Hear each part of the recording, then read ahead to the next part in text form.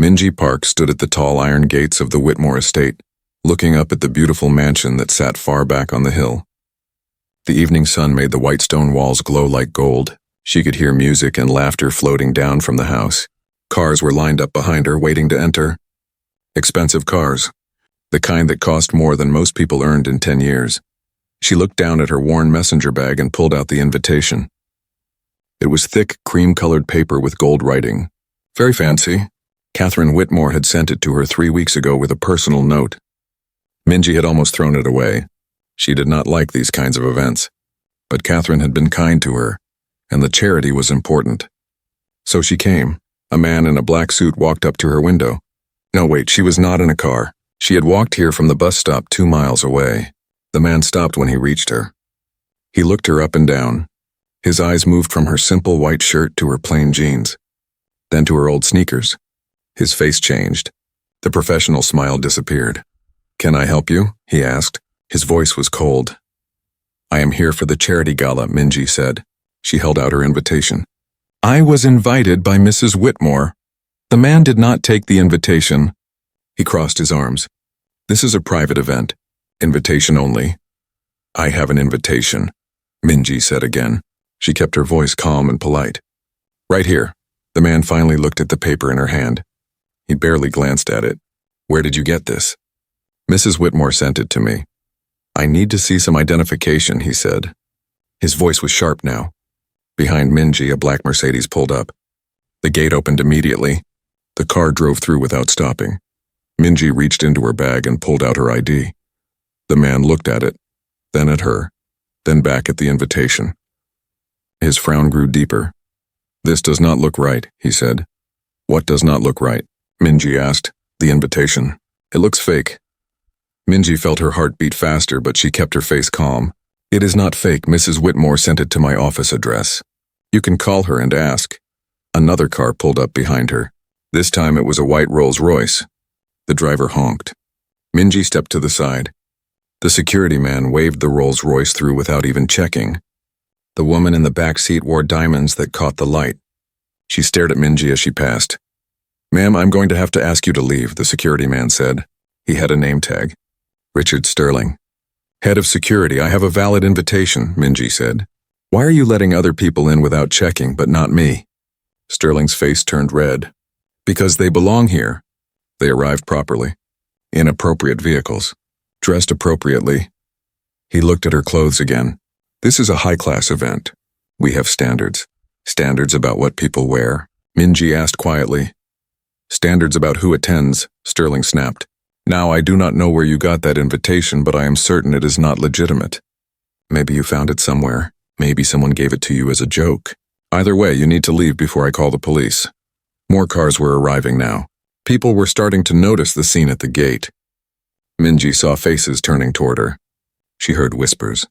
A woman in a red dress pointed at her and said something to the man beside her. They both laughed. "I am not leaving," Minji said. Her voice was still calm. "I was invited. I have every right to be here." Sterling stepped closer. He was trying to scare her. "Listen, lady. I have been doing this job for 15 years. I know who belongs at these events and who does not. And you do not belong here. So you can walk away now or I can have you removed. Your choice." A small crowd was forming now. Other security guards had come over. Some of the guests had stepped out of their cars to watch. Everyone was staring at her. Minji felt their eyes on her, judging, deciding she was not good enough. Not rich enough. Not important enough. What seems to be the problem? A man in an expensive suit walked over. He had been getting out of a silver Bentley. "No problem, sir," Sterling said quickly. His voice changed. It became respectful, polite. "Just someone who does not have proper credentials. I am handling it." The man looked at Minji. "Do you have an invitation?" "Yes," Minji said. She held it out. The man took it. He actually looked at it. Really looked at it. His eyebrows went up. "This looks real to me. It has the Whitmore seal and everything." "With respect, sir, anyone can fake those these days," Sterling said. "And look at her. Does she look like someone Catherine Whitmore would invite?" The man looked uncomfortable. He glanced at Minji, then at Sterling, then at the invitation again. "Well, I suppose the security team knows best." He handed the invitation back to Sterling and walked away quickly. He did not want to be involved. Sterling smiled. It was not a nice smile. See, even the guests agree. You do not belong here. Now leave or I will drag you away myself. Minji looked at the mansion on the hill. She looked at the people watching her. She looked at Sterling's smug face. She could push harder. She could demand to speak to Catherine. She could cause a scene. But what would that prove? That she could fight her way into a party? That was not who she was. She reached into her bag and pulled out her phone. Sterling watched her carefully. What are you doing? He asked. Making a call, Minji said. You can do that somewhere else. Away from here. Minji ignored him. She pressed a number and held the phone to her ear. It rang twice, Minji. Her brother's voice was worried. Is everything okay? I am at the Whitmore estate, Minji said calmly. There has been a misunderstanding. There was a pause. What kind of misunderstanding? The security team will not let me enter. They say my invitation is fake. Another pause. This one was longer. Minji could hear her brother breathing on the other end. She knew what was coming. Stay right there, Ji-hoon said. His voice had changed. It was cold now. The voice he used for business. Do not move. I will be there in 15 minutes and you do not have to, Minji started. 15 minutes, Ji-hoon said again. Then he hung up. Minji put her phone back in her bag. Sterling was watching her with his arms crossed. Who was that? Your friend who is going to pick you up? He asked. He sounded pleased with himself. Good. The sooner you leave, the better. Minji did not answer. She walked over to a stone wall beside the gate and sat down. She was not leaving. Sterling frowned. What are you doing? Waiting, Minji said simply. Waiting for what? You will see. More guests arrived. The sun was getting lower. The party was starting. Music played louder from the mansion. Sterling kept looking at Minji, then at the guests, then back at Minji. He looked annoyed that she had not left yet.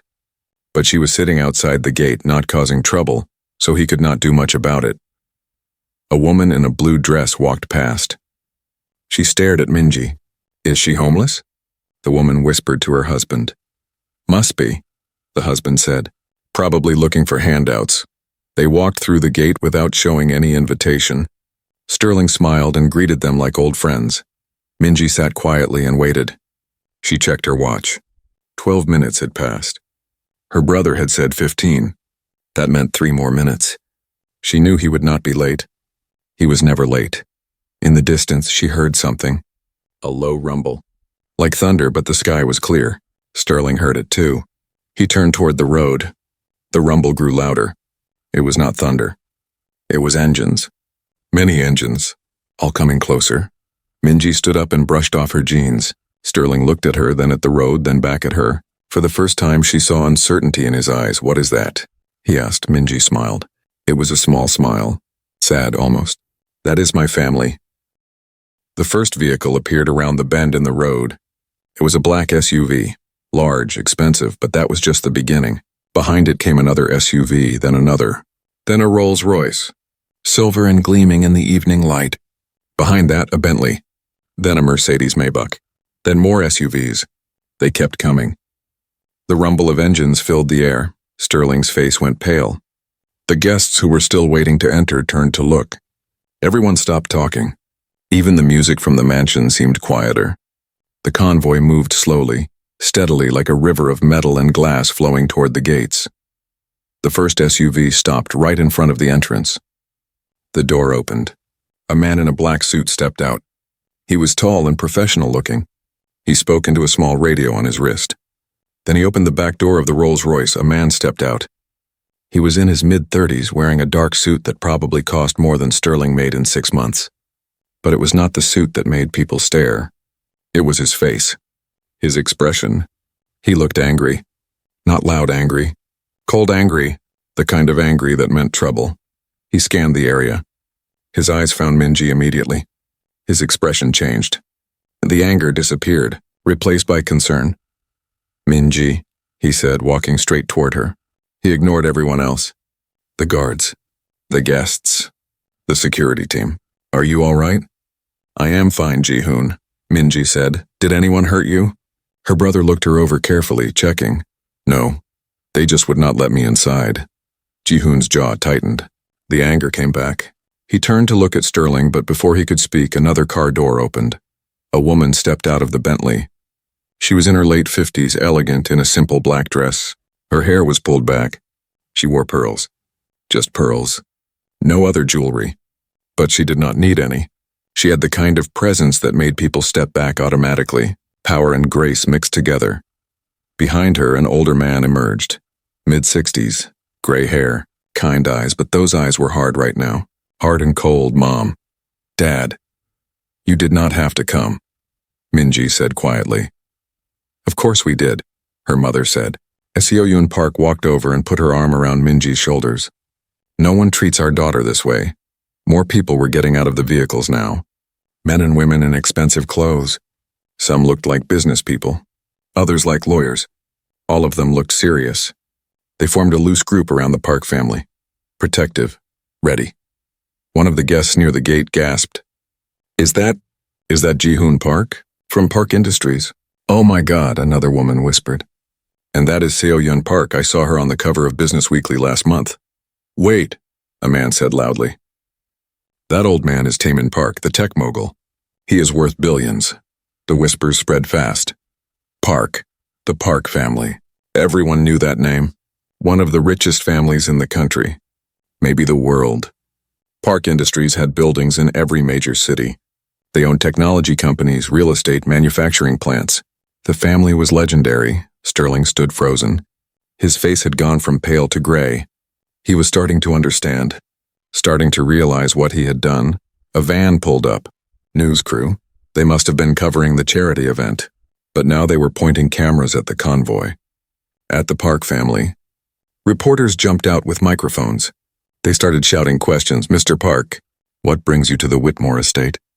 Mrs. Park, are you attending the charity gala? Is this a business meeting? Ji-hoon ignored them all. He walked straight to Sterling. The security chief took a step back automatically. You are the head of security? Ji-hoon asked. His voice was quiet, dangerous. Yes, sir. Richard Sterling. You refused my sister entry to this event. It was not a question. Sterling swallowed hard. Sir, There was a misunderstanding. I did not know. Did not know what? Ji-hoon cut him off. Did not know who she was. Does that matter? No, sir. Yes. Sterling was stumbling over his words now. My daughter had an invitation, Taemin Park said. Minji's father stepped forward. He spoke calmly, gently even, but somehow that was more frightening than yelling would have been. She showed it to you. Did she not? She did, but you decided it was fake, Seo-Yoon said. Her voice was ice. Based on what evidence? Sterling's mouth opened and closed. No words came out. Let me guess, Ji-hoon said. You looked at her clothes. You saw she arrived on foot. You decided someone who looks like that could not possibly belong here. Sir, we have security protocols. Protocols? Seo-Yoon laughed. It was not a happy sound. We just watched you wave through 6 cars without checking a single invitation. But my daughter, who stood here politely showing you legitimate credentials, you threatened to have arrested? I did not threaten, Sterling started. You told me you would drag me away yourself, Minji said quietly. Everyone heard you. Several guests nodded. They looked uncomfortable now. Guilty. They had watched it happen. None of them had said anything. More vehicles were arriving. Not part of the convoy, just regular guests coming for the party, but they could not get through. The road was blocked by the Park family's cars. Everyone was getting out to see what was happening. The crowd was growing. A black car pulled up fast. The door flew open before it even stopped completely. A woman jumped out. She was in her 60s wearing a beautiful silver gown. Her face was panicked. Minji! Catherine Whitmore ran toward them as fast as her dress would allow. Oh, my dear, I just heard. I am so sorry. Catherine pushed past the security guards and went straight to Minji. She took both of Minji's hands in hers. I cannot believe this happened. At my home. To you of all people. Catherine looked like she might cry. Please forgive me. It is not your fault, Catherine, Minji said. It absolutely is my fault. This is my estate, my staff, my responsibility. Catherine turned to look at Sterling. Her expression changed. The kindness disappeared. You refused entry to Miss Park? Mrs. Whitmore, I did not know. Did she show you an invitation? Yes, but then why did you not let her in? Sterling said nothing. What could he say? The truth was ugly.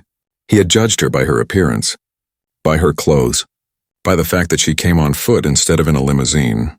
You know what she did? Catherine said to Sterling. Her voice shook. Do you know who you just humiliated in front of all these people? Sterling shook his head.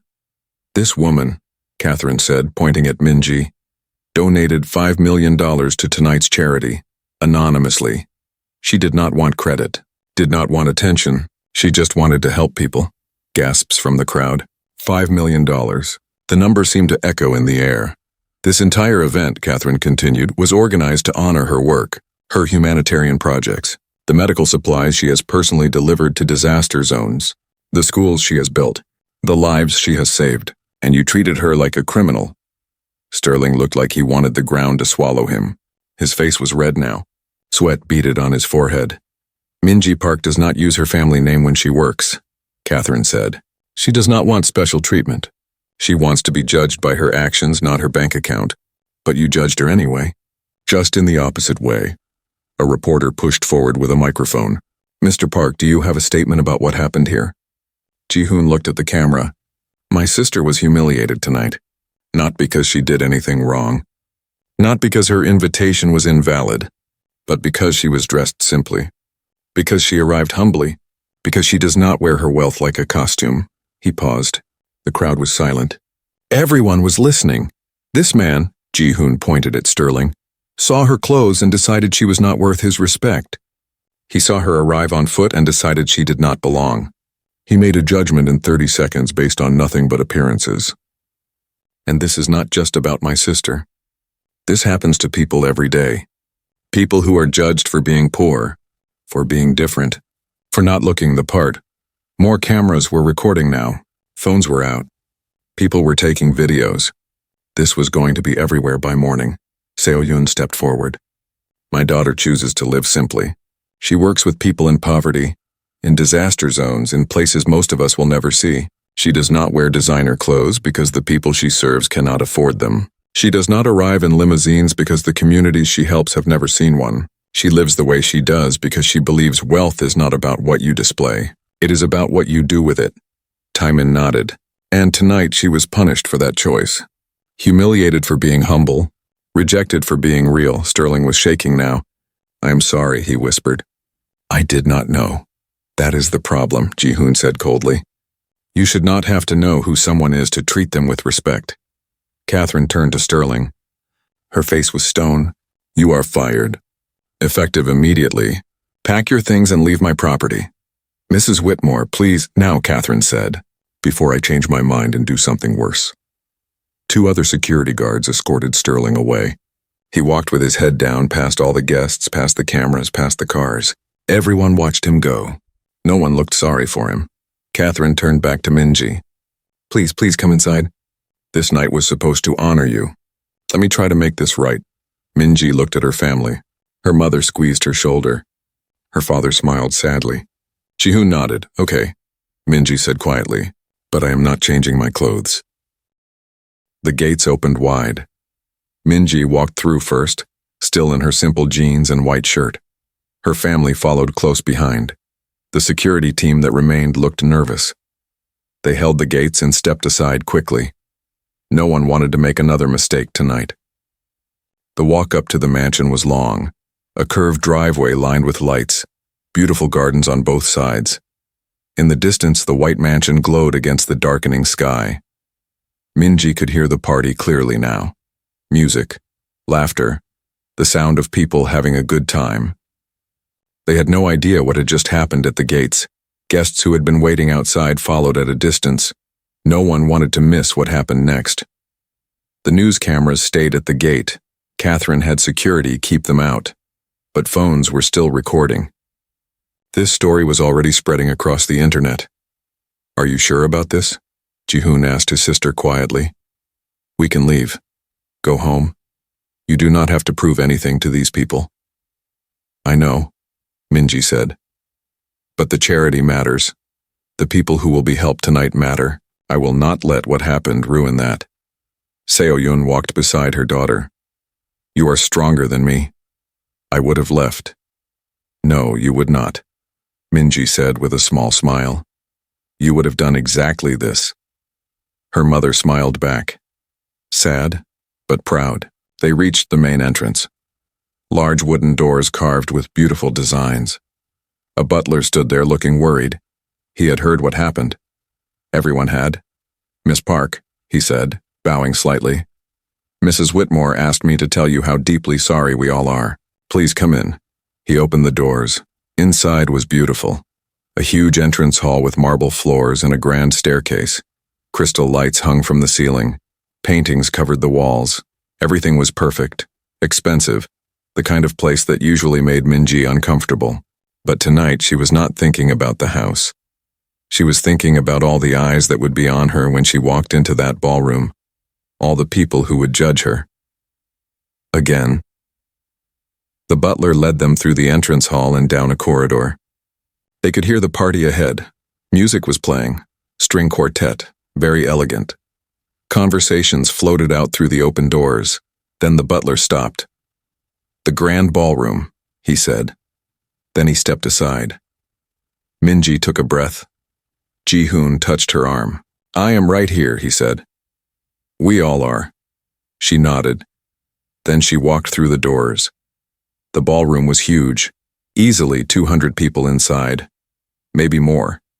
They were scattered in groups, holding wine glasses, talking and laughing. A band played in one corner. Tables with food lined the walls. Everything sparkled. The dresses, the jewelry, the decorations. It was like walking into a photograph from a magazine. For a moment, no one noticed them enter. Then someone near the door turned, saw Minji, saw her family. The woman's eyes went wide. She touched the arm of the man next to her, whispered.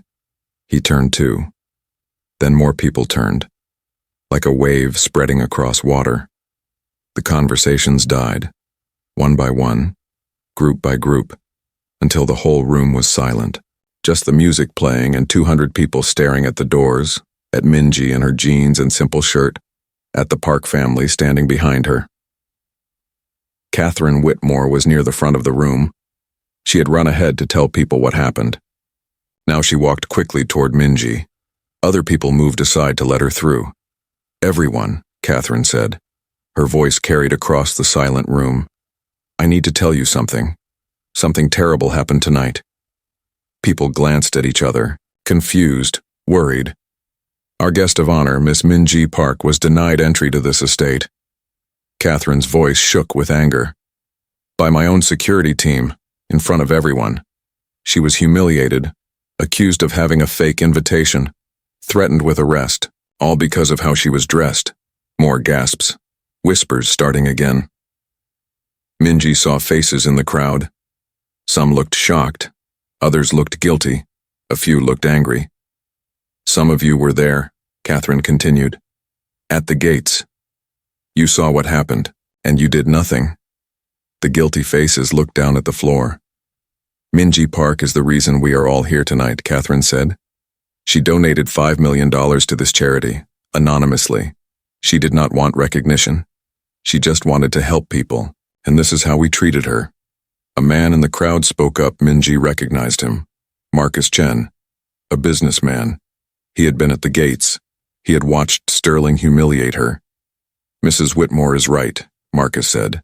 I was there. I watched the whole thing, and I did nothing. I should have said something, should have helped, but I was a coward.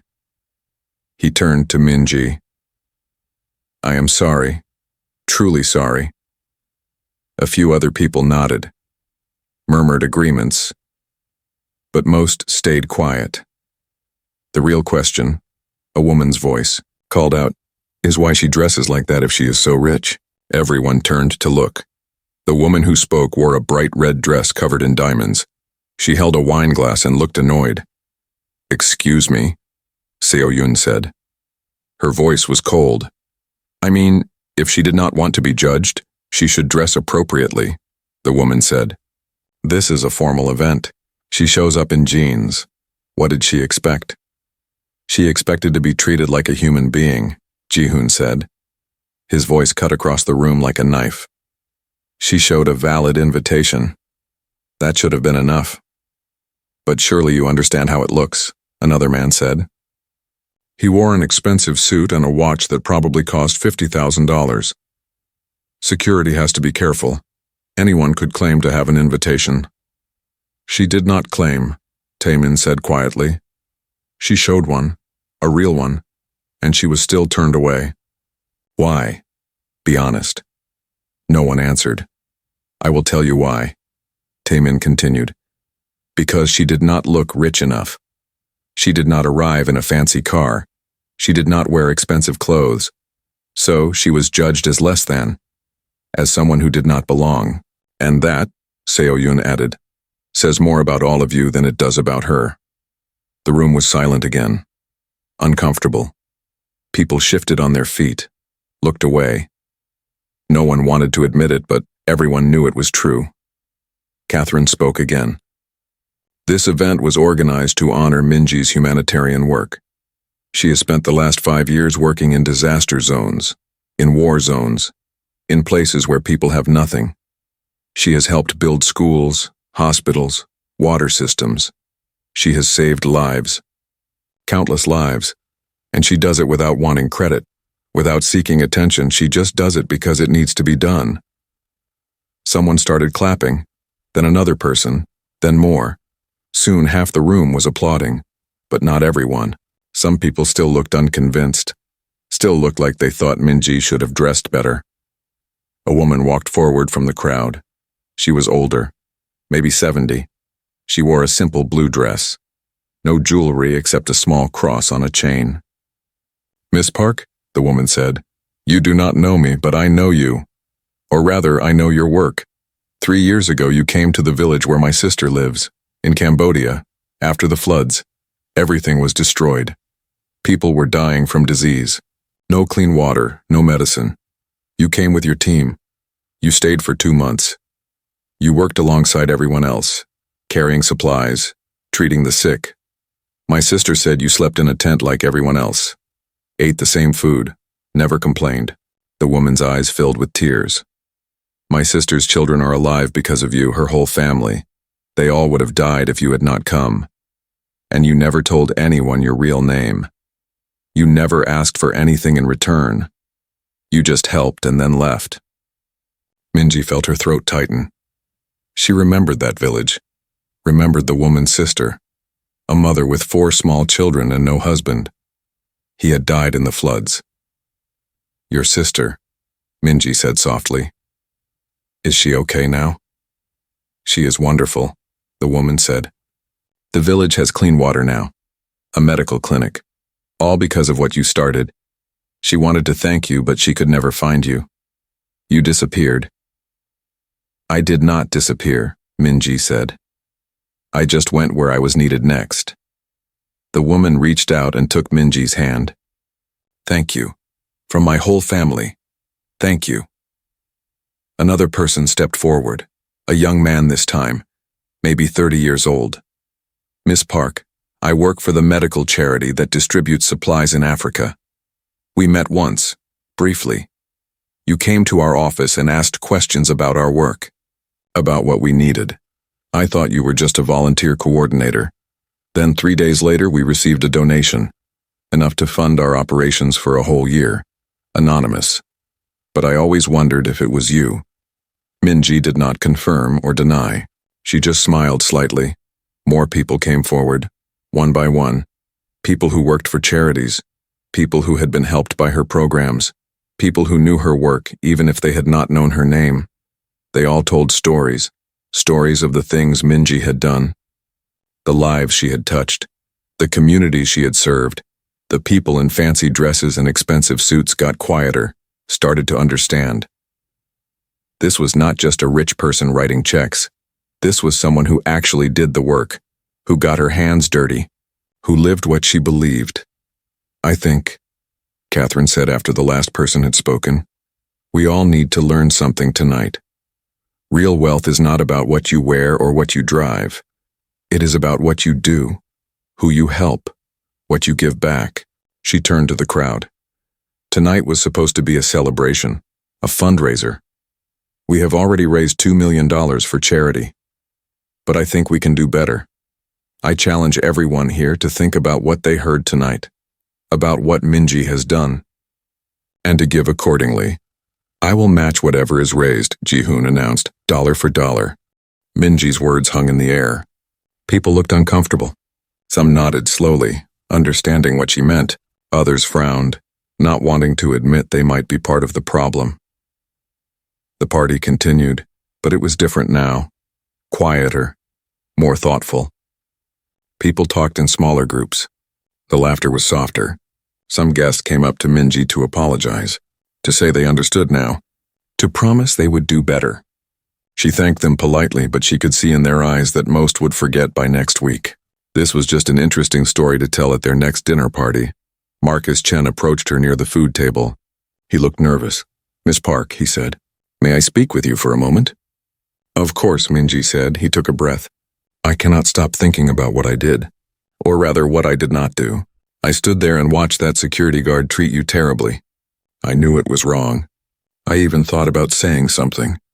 But I did not want to cause trouble. Did not want to get involved. And that makes me just as guilty." "You spoke up inside," Minji said. "That took courage." "Not enough courage," Marcus said. "I should have helped you at the gate. I was raised poor, Miss Park. My family had nothing. I know exactly what it feels like to be judged for not having money. To be treated like you are less than human because of your clothes or your address. I should have been the first person to defend you. Instead, I stayed quiet. I am ashamed." Minji saw real pain in his face, real regret. "Thank you for telling me this," she said. "Most people would not admit it. Most people do not have to face themselves in the mirror tonight," Marcus said. "I do, and I do not like what I see." He paused. "If there is anything I can do, any way I can help your work, please let me know. I want to do better." "Be better," Minji nodded. "The best thing you can do is remember this feeling. The next time you see someone being treated unfairly, speak up, even if it is uncomfortable. Even if people look at you strangely, speak up." "I will," Marcus said. "I promise." He walked away and Minji felt a little bit of hope. Maybe some good would come from tonight after all. But then she heard other conversations happening around her. Not all of them were so thoughtful. "I still think it was unprofessional," a woman in a gold dress said to her friend. "If you are invited to a formal event, you should dress formally. It is just basic manners." "Exactly," her friend agreed. "And showing up on foot? To a mansion? It is almost like she wanted to make a scene. She donated $5 million, another woman said. I think she can wear whatever she wants." "Money does not excuse bad manners," the gold dress woman replied. Minji turned away. She did not want to hear anymore. Some people would never understand. They would always think the problem was her clothes, not their judgment. Catherine Whitmore found her a few minutes later. "How are you holding up?" "Tired," Minji admitted. "This is why I usually avoid these events." "I do not blame you," Catherine said. "Listen, I want you to know I have taken steps. All of my security staff will undergo training. About respect. About not judging people by appearance, and I have made it clear that anyone who cannot treat all guests with dignity will be fired immediately." "That is good," Minji said. "Thank you." "It is not enough," Catherine said. "What happened tonight should never have happened. But I am glad it did in a way, because it showed me something I had not wanted to see, that my staff felt comfortable treating someone that way, which means I created an environment where that was acceptable. I have to fix that." Before Minji could respond, there was a commotion near the entrance. Raised voices. People were looking toward the doors. Minji saw security guards trying to block someone. Then she saw who it was, Richard Sterling, the security chief who had been fired. He pushed past the guards and walked into the ballroom. His face was red. His tie was loose. He looked angry and desperate. "I need to speak," he shouted. "Everyone needs to hear my side of the story." The music stopped. Everyone turned to stare. Ji-hoon moved to stand beside his sister. Their parents moved closer too, protective. Catherine's face went hard. "Mr. Sterling, you were told to leave the property. If you do not go now, I will have you arrested for trespassing." "Arrested?" Sterling laughed. It was an ugly sound. "You are going to arrest me? For doing my job? This is insane." "You were fired for humiliating a guest," Catherine said coldly. "Now leave." "I humiliated her." Sterling pointed at Minji. "She humiliated me. She showed up looking like a homeless person, and then called her rich family to come bully me. This whole thing is a setup. Murmurs from the crowd. Some people looked shocked. Others looked like they might agree with him. A setup? Ji-hoon said. His voice was dangerous. Are you suggesting my sister planned to be insulted and rejected? I am suggesting she could have avoided all of this by dressing appropriately, Sterling said, or by identifying herself properly. But no, she wanted to play games, wanted to test people, and when I did not pass her little test, she decided to ruin my life. You ruined your own life, Seo-yun said, by treating people badly. I was doing my job. Sterling's voice was getting louder. I was protecting this estate from people who do not belong here. That is what I was hired to do. She had an invitation. Taemin said calmly. That means she belonged here. An invitation can be faked, Sterling insisted. I have worked security for 15 years. I know how to spot someone who does not fit. And she did not fit. Based on what? Marcus Chen spoke up from the crowd. Based on her clothes? Her lack of a car? That is not security. That is prejudice. Call it what you want, Sterling said. But I was right to be suspicious. And now I have lost my job, my reputation, everything. Because a billionaire family decided to throw their weight around. No, Minji said quietly. Everyone turned to look at her. You lost your job because you were cruel. Because you enjoyed making me feel small. I saw it in your face. You were not just doing your job. You were on a power trip. Sterling's face went even redder. That is not true. It is true, Minji said. You could have simply checked my invitation more carefully. You could have called Catherine to verify it. You could have asked me politely to wait while you confirmed. But you did not do any of those things. You immediately decided I did not belong. And then you treated me like garbage because you looked like what? Minji cut him off. Like someone poor? Like someone not important? So what? Since when is that a reason to be disrespectful? Sterling opened his mouth. Closed it, opened it again. I am sorry, he finally said. But it did not sound sorry. It sounded defensive. I made a mistake. But does that really deserve this? Losing my job? Being humiliated on camera? Having my face all over the internet? I have a family to support. Bills to pay. You are rich. You will be fine. But you just destroyed my life over one mistake. For a moment, Minji almost felt bad for him. Almost. But then she remembered his face at the gate, the way he had enjoyed his power over her, the way he had threatened her. You did not make one mistake, she said. You make this mistake all the time. I am just the first person who had the power to do something about it. How many other people have you treated this way? People who could not fight back? Who just walked away feeling ashamed and small? Sterling said nothing. That is what I thought, Minji said. This is not fair, Sterling said. His voice broke. This is not fair. You are right, Taemin said. Everyone looked at him surprised. It is not fair. It is not fair that my daughter was judged for being humble. It is not fair that you felt comfortable treating her that way. It is not fair that this happens to people every single day and no one does anything about it. So yes, this is not fair. But maybe that is the point, Catherine made a gesture. Security guards moved forward. This time Sterling did not resist. He let them lead him out. But as he passed Minji, he stopped. I really am sorry, he said quietly. I was wrong. I know that now. But it is too late, is it not? Minji looked at him. She saw a man who had lost everything.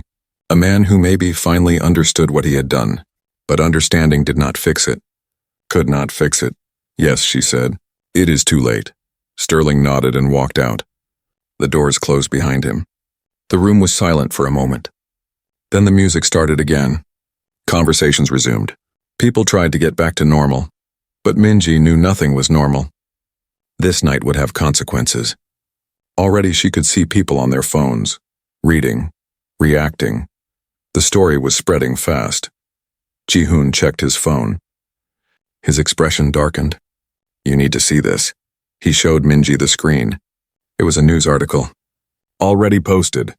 The headline read, Billionaire heiress humiliated at mansion gates, family arrives in convoy. Below it, another headline, Security chief fired after rejecting woman for not looking rich enough. And another, Minji Park, the billionaire who lives like a regular person. The stories were everywhere. Every news site, every social media platform. People were commenting, sharing, taking sides.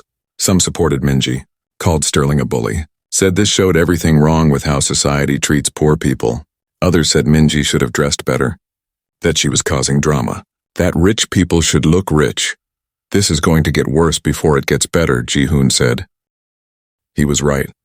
By the time the party ended 2 hours later, the story had gone viral. Completely viral. Millions of views. Thousands of comments.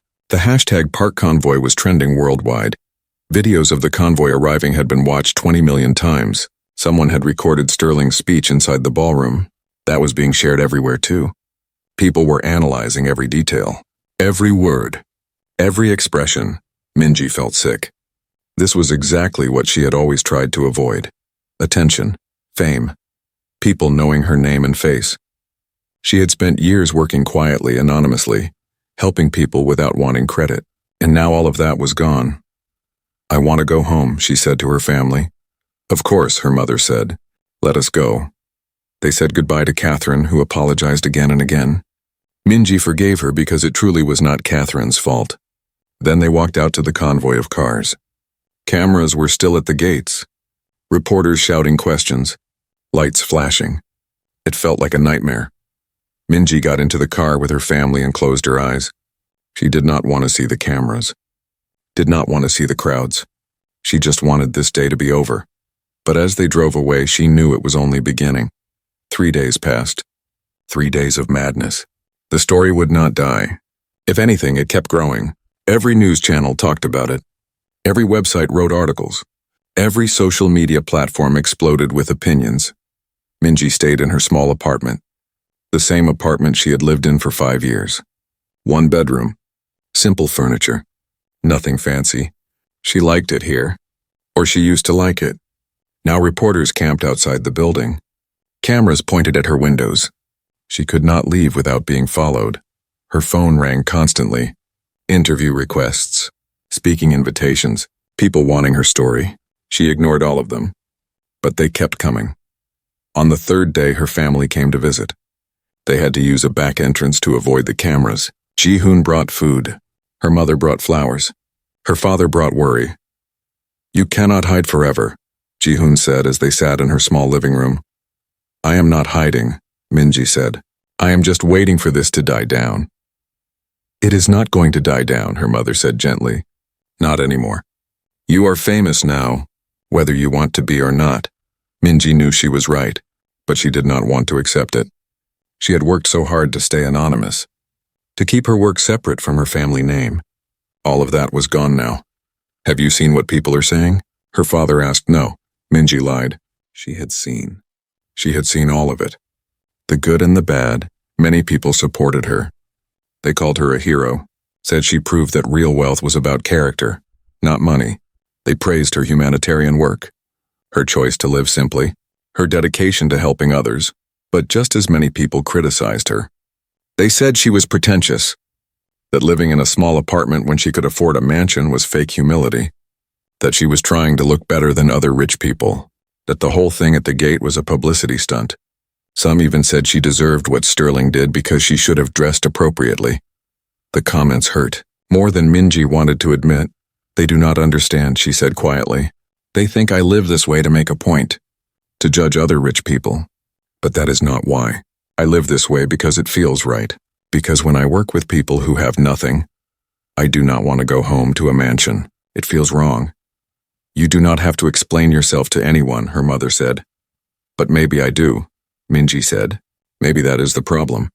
I have been quiet for so long. Let my work speak for itself.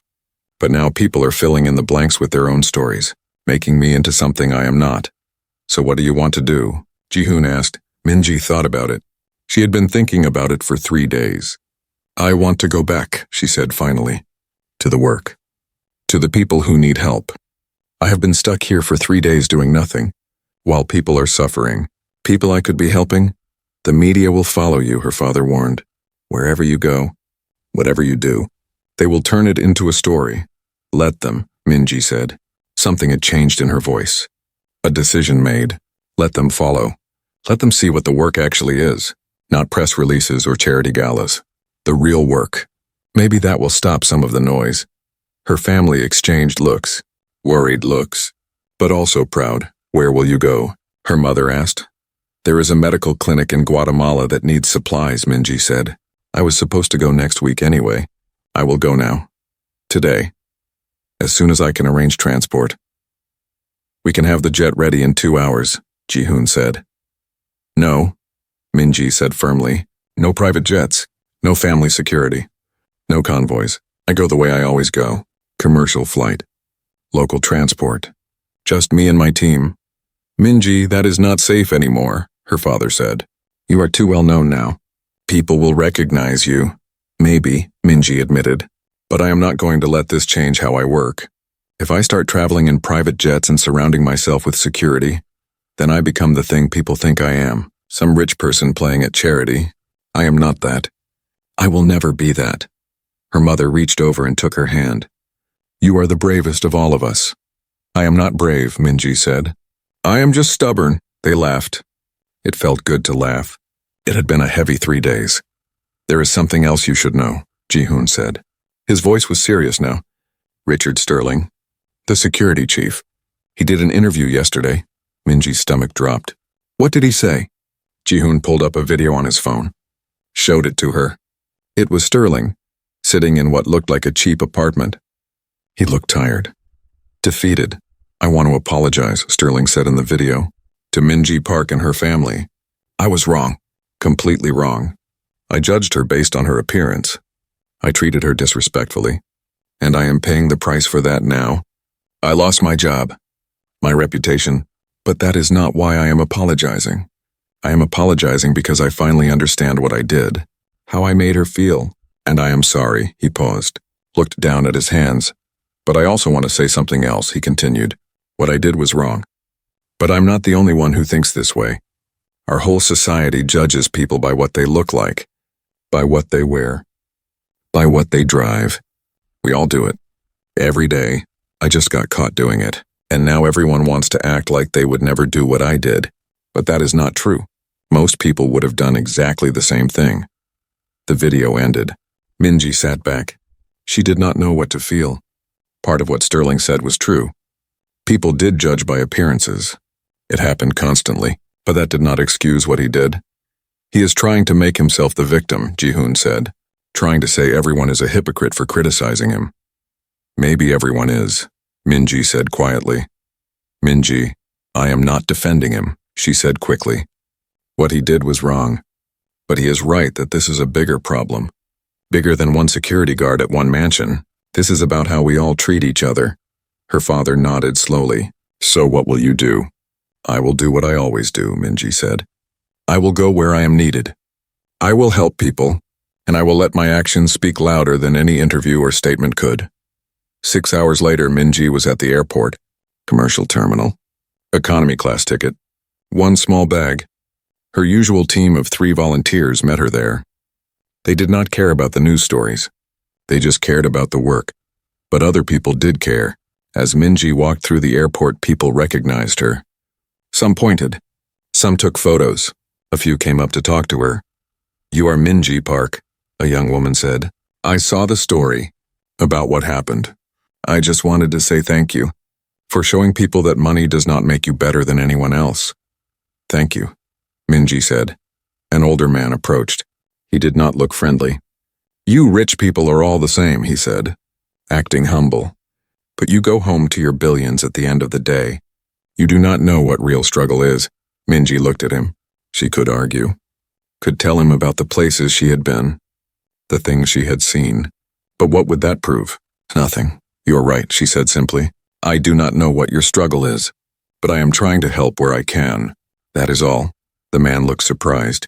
He had expected her to fight back. To defend herself. When she did not, he just walked away looking confused. More people came up as she waited for her flight. Most were kind. Some were not. Minji talked to everyone who approached, answered questions, listened to opinions. She would not hide from this. When she finally boarded the plane, a reporter was on the same flight. Young woman with a camera, she came and sat in the seat next to Minji. Miss Park, I am a journalist. Can I ask you some questions? I am not doing interviews, Minji said politely. I am not asking for an interview, the woman said. I am going to Guatemala too. To cover your work. The people deserve to see what you actually do, not just hear about it. Minji looked at her. The reporter seemed genuine. What is your name? Sarah Lee. Okay, Sarah Lee, Minji said. You can come. You can see everything. But you cannot interfere with the work. The people we are helping come first. Not the story, agreed? Agreed, Sarah said. The flight was long. 10 hours. Minji tried to sleep but could not. Her mind was too full. She kept thinking about Sterling. About the party. About what came next. Her life had changed completely in 3 days. And she was still trying to figure out what that meant. When they landed in Guatemala, it was hot and humid. The airport was small. Nothing like the modern airports back home. They collected their bags and found their local contact. Miguel. He ran the medical clinic they were bringing supplies to. Miss Park, Miguel said, hugging her. So good to see you again. But I am sorry about all the news. The stories. Are you okay? I am okay, Minji said. Let us focus on the work. They drove for 3 hours. The roads got worse as they went. Paved to dirt to barely a path. The clinic was in a small village. Very remote, very poor.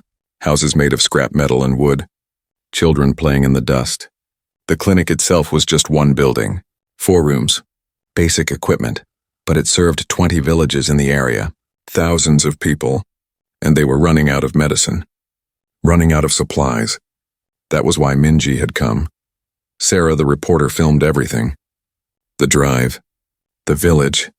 The clinic. Minji unloading boxes. Talking to Miguel. Meeting patients. She did not try to look good for the camera. Did not pose or smile. She just worked. For 3 days they organized supplies, set up new equipment, trained local volunteers, treated patients. It was hard work. Exhausting work. The kind of work that left you sore and sweaty and covered in dust. Sarah filmed all of it. She interviewed Miguel. Interviewed patients. Interviewed volunteers. Everyone told the same story. Minji came. Minji helped. Minji never asked for anything in return. On the 3rd night, Minji and Sarah sat outside the clinic. The sun was setting, making the sky orange and pink. Beautiful. I understand now, Sarah said. Understand what? Minji asked. Why you live the way you do. Why you were so calm when that security guard was awful to you. You have seen real problems. Real suffering. Someone being rude at a party must seem like nothing. It still hurt, Minji admitted. But yes, it helped to remember what actually matters. And what does not. People need to see this, Sarah said. Not the charity gala. Not the mansion, this, the real work. Will they care? Minji asked. Or will they just say I am doing it for attention now? Some will say that, Sarah admitted. But others will see the truth. That is all you can hope for. Minji nodded. Sarah was right.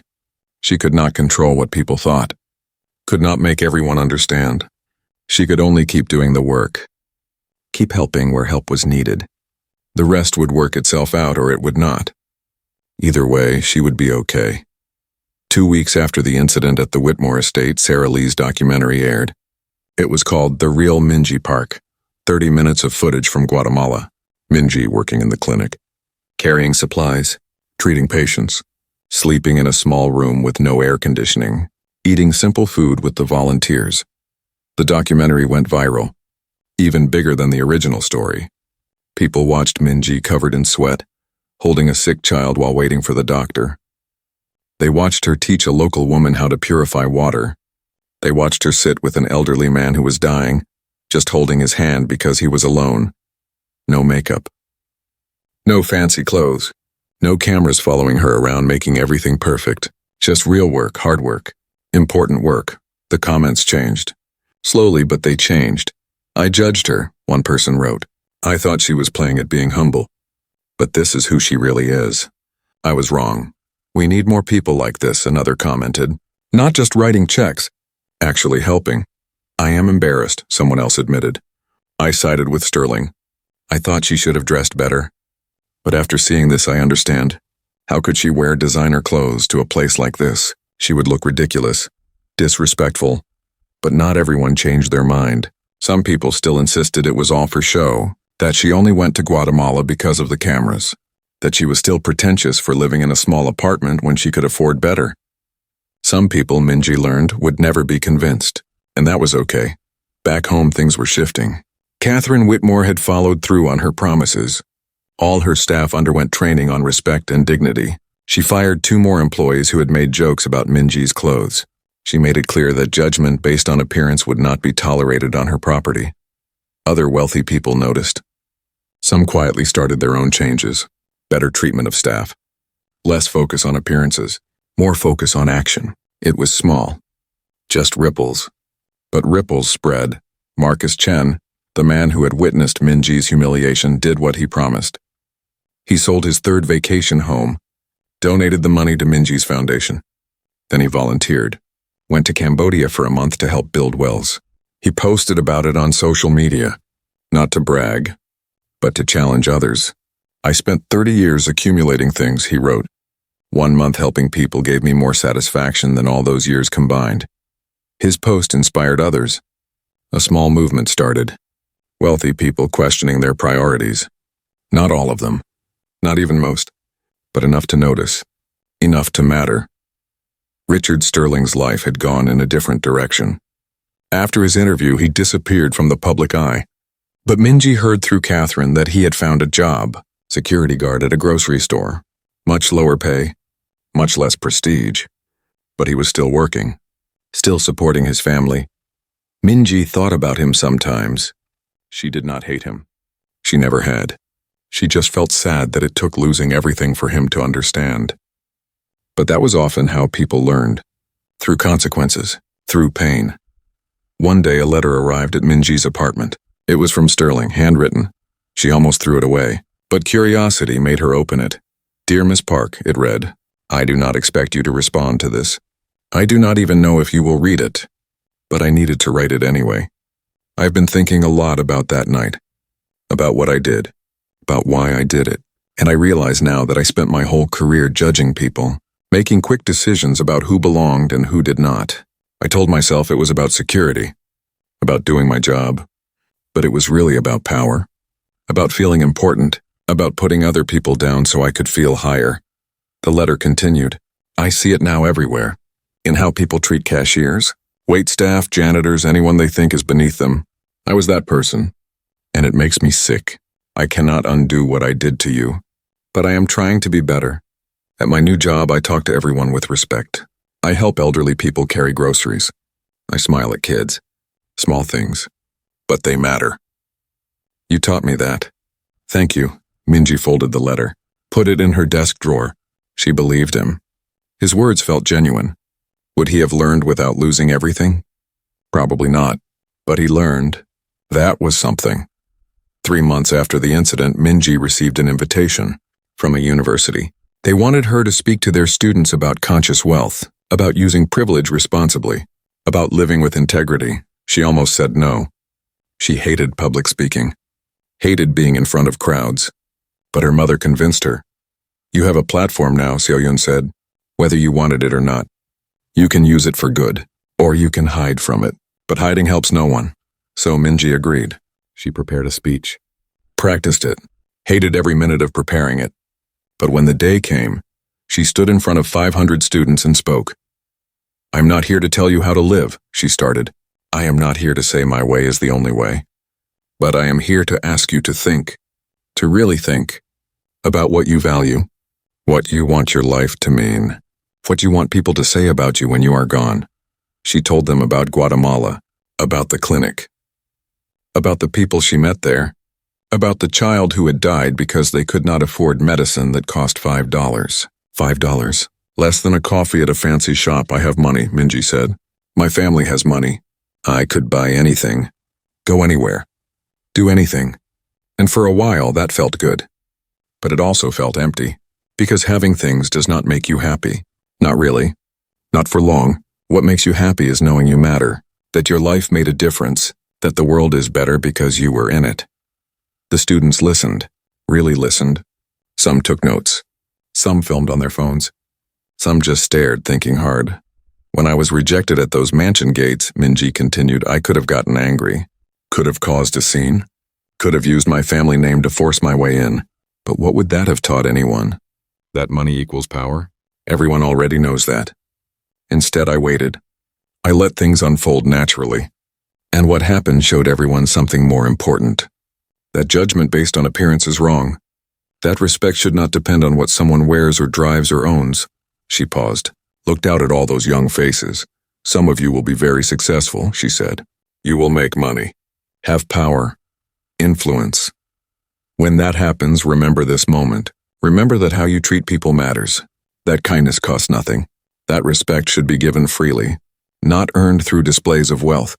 And remember that true success is not measured by what you have, but by what you give, and who you help, and what you leave behind. When she finished, the room was silent. Then one person started clapping. Then another. Then everyone. Standing ovation. Minji felt embarrassed. She had not given the speech for applause. But maybe they understood. Maybe some of them would remember. After the speech, students lined up to talk to her, to shake her hand, to tell her their stories. One girl was in tears. My family is poor, the girl said. I work 3 jobs to pay for school. I wear old clothes, drive an old car, and people treat me differently because of it. Professors, other students, everyone. They look at me and decide I am less than. Your story made me feel seen, made me feel like maybe I am not the problem. They are, Minji hugged her. You are not the problem. Never think that. Keep working, keep studying, keep being you. And when you succeed, remember how this feels, so you never make someone else feel this way. The girl nodded, wiped her tears, walked away looking stronger. More students came. More stories. Hours passed. Minji listened to all of them. Because this mattered. This was why she had agreed to speak. Not for the applause, but for this. For the chance to tell people they mattered, that they were seen, that their struggle was valid. When she finally left the university, it was dark. Her father was waiting in a car, not a fancy car, just a normal sedan. He had learned some things too. How did it go? He asked as she got in. Good, Minji said. I think it went good. Your mother and I are proud of you, he said. You know that, right? I know. We have been thinking, her father continued, about the company, about the family wealth, about how we use it. You have taught us a lot these past few months, about what matters, about responsibility. We want to do better. You already do a lot, Minji said. We donate money, her father said. But that is easy. Writing checks is easy. You do the hard part. You go to the places. You meet the people. You get your hands dirty. That is real impact, and we want to support that more, not just with money. With action. Minji smiled. What are you thinking? A foundation, her father said. Run by you. Funded by us, but focused on what you do best. Direct help, real work, not just grants and galas. Actual boots on the ground making a difference. What do you think? Minji thought about it. A foundation would mean more resources, more reach, more people helped. But it would also mean more attention, more responsibility, more pressure. Could she handle that? Then she thought about the girl at the university, about the child in Guatemala, about all the people who needed help and had no one to help them. Could she say no because it was uncomfortable for her? Okay, Minji said. Let us do it. Her father smiled, relieved, happy. They drove in comfortable silence for a while. Then Minji's phone buzzed. A text from Ji-hoon. Check the news, it said. Minji opened her phone. The headline made her freeze. Richard Sterling speaks out again. I am starting a training program for security professionals on dignity and respect. She clicked the article. Sterling had started a program, teaching security guards, doormen, bouncers, anyone who controlled access to places, teaching them about bias, about judgment, about treating everyone with respect regardless of appearance. He had used his experience, his shame, his learning, to create something good. Everyone deserves to be treated like they belong, Sterling said in the article, until they prove otherwise. That is what I learned. That is what I want to teach. Minji showed her father. He read it and smiled. Good for him. Real change is possible, even for people who mess up badly. If they want to change. Yes, Minji said, if they want to. 6 months after the incident, life had settled into a new normal. Minji still lived in her small apartment. Still traveled commercial, still wore simple clothes, but now people recognized her everywhere she went. Most were kind, some were not. She learned to live with both. Her foundation was up and running. They had projects in 12 countries, hundreds of volunteers, thousands of people helped. The work continued, grew, spread. Catherine Whitmore had become a close friend.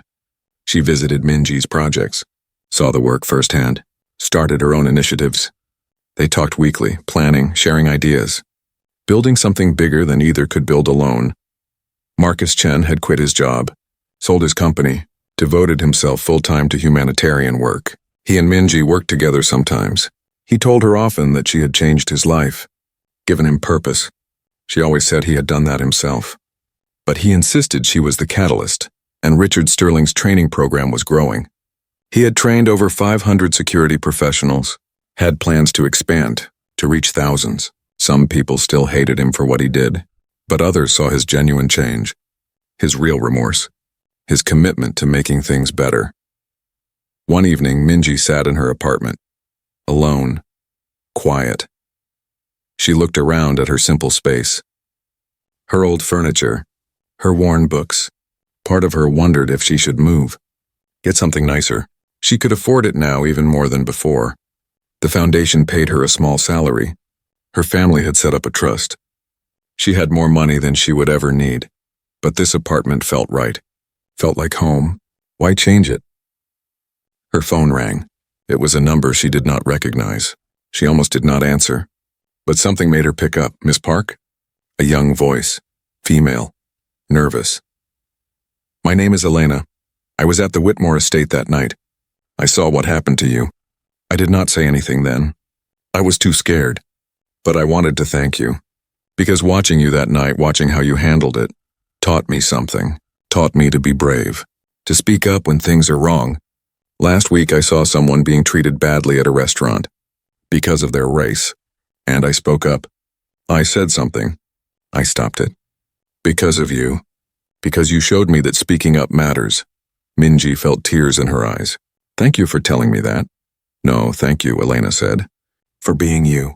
For showing all of us what real courage looks like. They talked for a few more minutes, then said goodbye.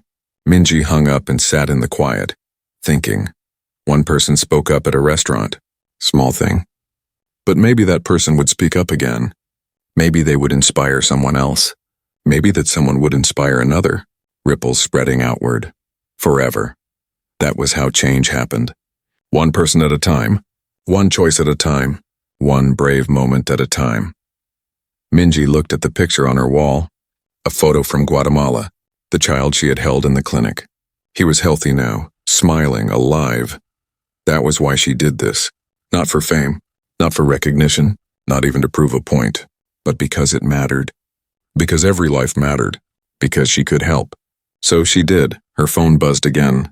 Her mother. Family dinner tomorrow. Your father is cooking. No excuses, Minji smiled. Typed back. I will be there. She put down her phone. Made tea, sat by the window. Outside, the city sparkled with lights. Millions of people.